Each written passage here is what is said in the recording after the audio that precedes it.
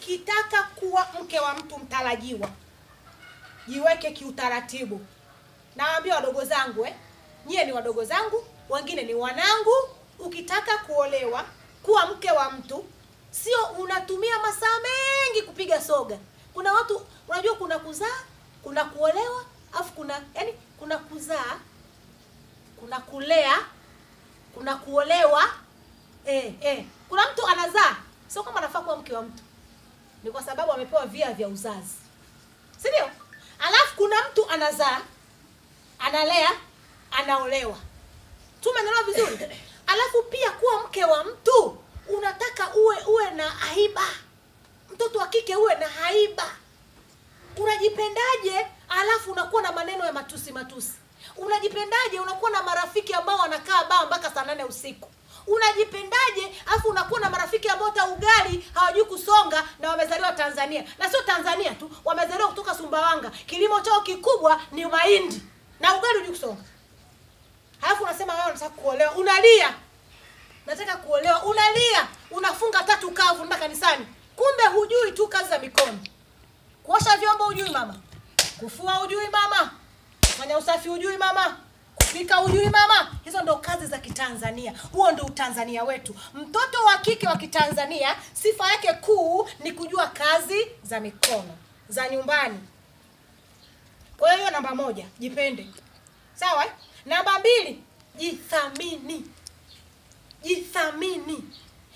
Wadada wengi, wasichana wengi wanafikiria hivi kudinywa ovyo ndio ticket ya kuolewa. Nisikiza kwa makini hapo. Msichana anayejithamini hadinywi ovyo. Msichana anayejithamini anathamini utu wake, na hata yule mume aliyekuwa tayari kutaka kumuoa atajua yule mwanamke, yule binti anafaa kuwekwa ndani. Sio flash yako inaingizwa kwenye kila redio. Kila redio hiyo flash. Yaani umekuwa kama flash. Inaingizwa kwenye TV, inaingizwa kwenye redio, inaingizwa kwenye nini siku hizi? Usabufa, inaingizwa kwenye nini? Inaingizwa kwenye nini? Yaani wewe ni nani? Jifunze kujithamini. Ukijithamini wewe, hata boyfriend wako atakuthamini, hata watu wanaokuzunguka watakuthamini, hata wasipokuambia kwa nguvu, hata kimoyo ukipita unasema ila yule mama, ila yule demu yuko hivi. Umeelewa? Hakikisha wewe mwenyewe kwanza unapata huo mchujo unaojitengenezea. Ukijipenda, je, unajisikia umejipenda? Unavyojithamini unajisikia umejithamini? Usisubiri watu wakusifie. Wewe unajisikiaje? Lakini msichana anayejithamini anajaza neno la Mungu moyoni. Sio mzinzi. Najua hapo mtadiscuss sana. Najua hapo mtanisuta. Nipige na magoti. Msinisute, ile nawaambia ukweli. Acheni uzinzi. Uzinzi ni dhambi. Ndio maana mnachelewa kuolewa. Shetani, maana kuna maana gani? Mke anafanya tendo la ndoa, wewe unafanya tendo la ndoa. Kwa hiyo mtu anakuwa tu amekufanya ni kifaa cha mapenzi. Kataa kuwa kifanyio. Ili binti uweze na utoke hapo unapotaka kutoka. Hakikisha unajituma. Hakikisha unajituma. Jitume shoga yangu. Usikae ndee kama maiti. Maiti peke yake ndio inahudumiwa. Lakini mtu kama uko hai, jitume. Utasikia ajira poto, sasa hivi hamna kazi. Kwenye ajira poto hamna kazi. Tu kwenye nini? Hamna kazi. Wewe, sisi nimekwambia Tanzania utamaduni wetu ni kazi za mikono. Hadi kauli mbiu ya Mungu zawadi ni kazi za mikono. Wasichana wengi sana wanajirahisisha, wanafanywa vifanyio kwa sababu wapate kipato, lakini sio kweli. Tendo la ndoa ni zawadi kutoka kwa Mungu, sio business.